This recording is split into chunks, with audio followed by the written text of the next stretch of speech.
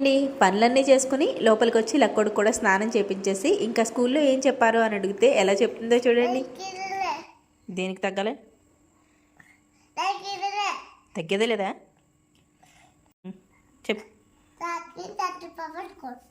కమలా పండు